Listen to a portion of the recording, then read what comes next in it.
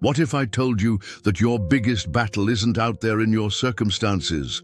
The real war is happening on a battlefield 6 inches wide, between your ears. Your mind is either your greatest weapon or your worst enemy, and most Christians are losing the battle without even knowing they're in a war. And if you don't learn how to win it, those negative thoughts will continue to steal your peace, your joy, and your purpose. But today, God has a secret for you to win that war. Stay with me until the end, because what I'm about to share will literally rewire how your brain processes negativity. You know that voice. It starts the moment you wake up. Before you even open your eyes, it's already there, replaying yesterday's failures, tomorrow's fears, and every mistake you've ever made. You're going to mess up again today. Everyone can see right through you. God is disappointed in you. You're not strong enough for this. The worst thing is that you start feeling guilty for even having these thoughts. You think, I'm a Christian, I should have more faith, I should be more positive, what's wrong with me? Let me tell you, these negative thoughts aren't a sign of weak faith. They're a sign that you're human and you're living in a fallen world where your mind has been under attack since the day you were born.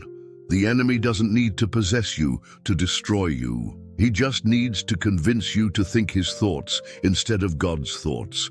And most believers have been unknowingly agreeing with the enemy's narrative about their lives for years. The enemy knows that if he can capture your mind, he can steal your peace. That's why the Bible says in Proverbs 23:7, as a man thinks in his heart, so is he. You've tried positive thinking. You've tried just choosing joy. You've tried rebuking the devil. You read your Bible, but guilt whispers, you don't deserve this blessing. You feel like you're fighting a war with no weapon because someone told you to just think positive. But that's not working. And those thoughts keep coming back, sometimes stronger than before. Think about a pilot flying through a storm. He can't see through the clouds. The turbulence is shaking the plane, and his emotions are telling him he's going to crash. But you know what keeps him safe.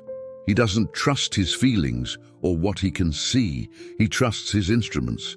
He relies on the radar, the altitude readings, the navigation system, instruments that tell him the truth about his position, even when everything around him says otherwise. That's exactly what's happening in your mind. The storm of negative thoughts creates turbulence. Fear tells you you're going down, but God has given you instruments, His Word, that tell you the truth about who you are and where you are headed, regardless of what the storm looks like. The reason most people fail at overcoming negative thoughts is because they're fighting with human strategies against a spiritual problem. You can't think your way out of a thought pattern that was designed by the enemy to keep you in mental prison. The good news is, God never intended you to fight this battle on your own. In 2 Corinthians 10:5, Paul reveals the secret. We take captive every thought to make it obedient to Christ.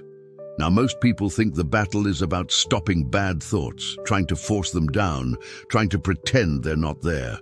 But here's where everything changes. God's strategy isn't about emptying your mind, it's about filling it with His thoughts. When you learn to think God's thoughts, darkness doesn't just get pushed back, it gets replaced with light. But let's be real. You've tried fighting it. You've told yourself, stop thinking that. Just be positive. Just pray it away. Yet it feels like trying to swing a sword at fog. The harder you fight, the thicker it seems to get. And in those moments, it feels like you're locked inside a prison where the guards are your very own thoughts. God gave you a weapon, truth. Taking a thought captive isn't ignoring it. It's putting it on trial before Jesus Christ. It's saying, you don't get to run free in my mind anymore. Now stand before the Word of God. When the thought whispers, you're worthless, you bring in Psalm 139:14. I am fearfully and wonderfully made. When the thought insists, you'll never overcome this sin, you bring in 2 Corinthians 12:9. His grace is sufficient. When fear hisses, you're alone, you answer with Hebrews 13:5. He will never leave me nor forsake me. See, the real twist is this. Victory over negative thoughts doesn't come by pushing them away. It comes from exposing them, dragging them out of the shadows, holding them up to the light of Scripture and asking, is this from God? Because every lie has a flaw. Every tormenting thought contradicts the character of God.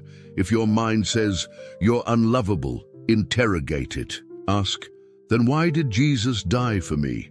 If it says, you're a failure, challenge it. You are more than a conqueror. If it says, God's angry with you, put it on trial. He already poured his wrath on his Son and called you his child. Look at Elijah in the Bible. This was a man who had just witnessed one of the greatest displays of God's power on Mount Carmel.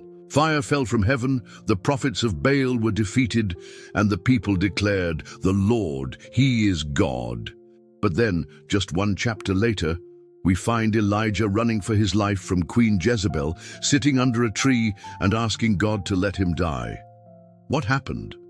The same man who had faith to call down fire from heaven was now consumed by fear and despair. One threatening message from Jezebel completely changed his mental state. His thoughts went from, my God is powerful, to, I'm all alone, I'm going to die, I might as well give up. But notice what God didn't do. He didn't rebuke Elijah for his negative thoughts. Instead, he addressed Elijah's physical needs first, gave him food and rest. Then he spoke truth to his mind. God asked him, what are you doing here, Elijah?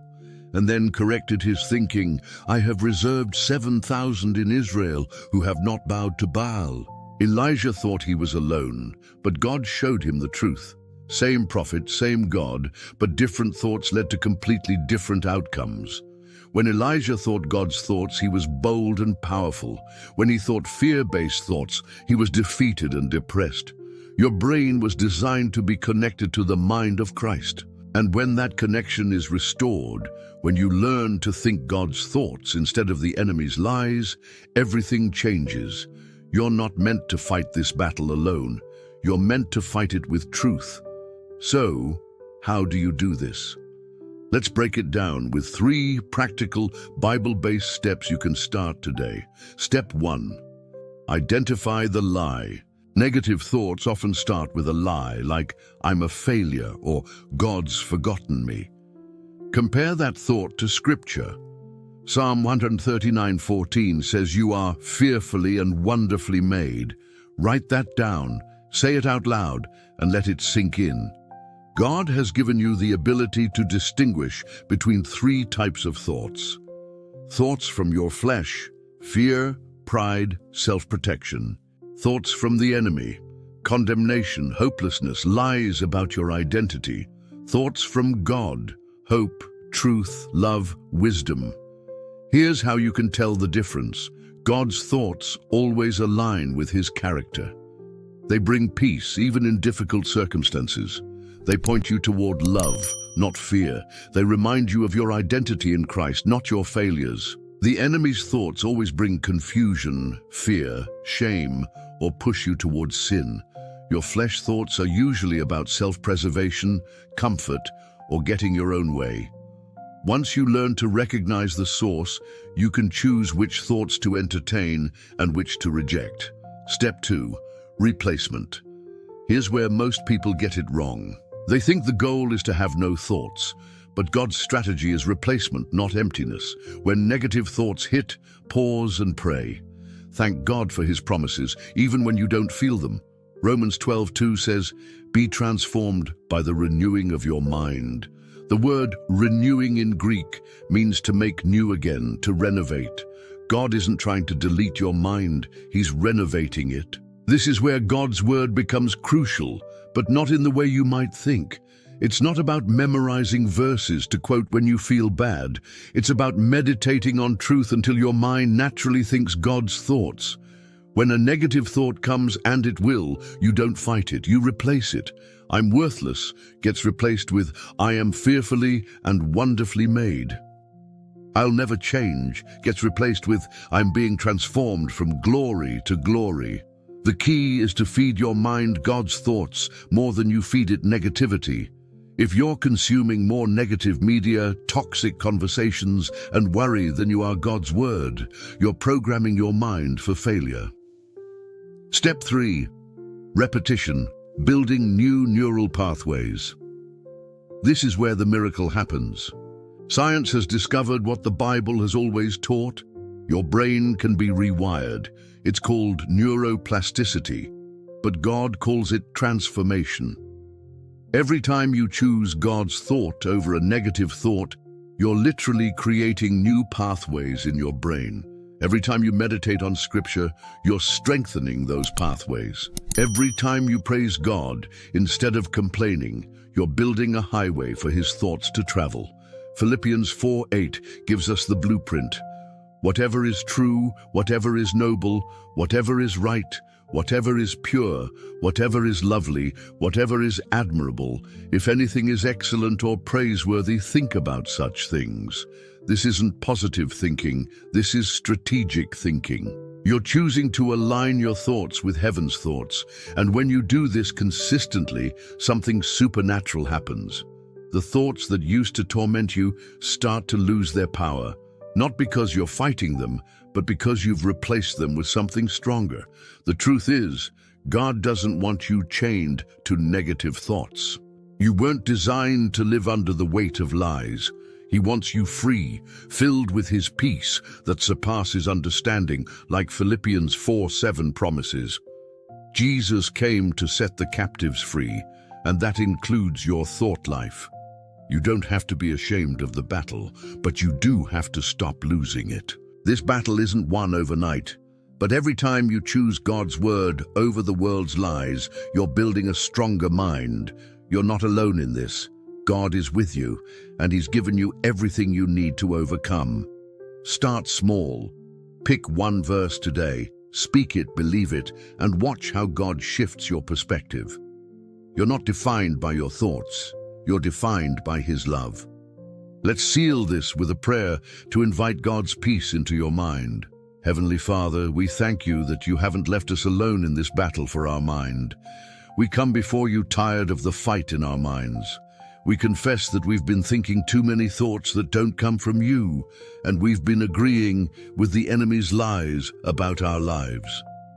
We come before You on behalf of every person listening, the one lying awake tonight, the one fighting shame, the one who feels like they're losing their mind. Lord, tear down every stronghold of lies that's been built in their thoughts.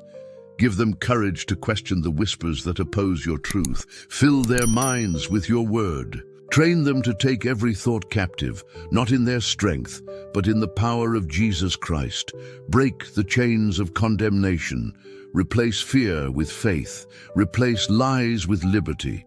And let Your peace, the peace that passes understanding, guard their hearts and their minds. Right now, we surrender our minds to You. We ask You to help us recognize the difference between Your thoughts and the thoughts of the enemy. Give us wisdom to replace every lie with Your truth. Holy Spirit, we invite You to renew our minds daily. Help us to meditate on Your word. Flood our minds with Your truth. Bring to our remembrance the specific verses that counter the lies we've believed. Help us to be diligent in capturing our thoughts and making them bow to Jesus. We declare that our minds belong to You. We are transformed by the renewing of our minds. We have the mind of Christ. Thank You for the victory that's already ours through Jesus. In Jesus' name, amen. If this message met you exactly where you are, don't let it end here. Drop a comment below. Share a verse that helps you fight negative thoughts, or just say Amen to join our community. And if you know one friend who needs to hear this message, that friend who is always overthinking and struggling, share this video with them right now. You might just be the person God uses to help them win the war in their mind. Subscribe to the channel so you never miss daily inspiration, prayers and Bible teachings, Bible quizzes and more. Until next time, walk in truth, walk in grace, and walk in victory. God bless you. See you in the next video.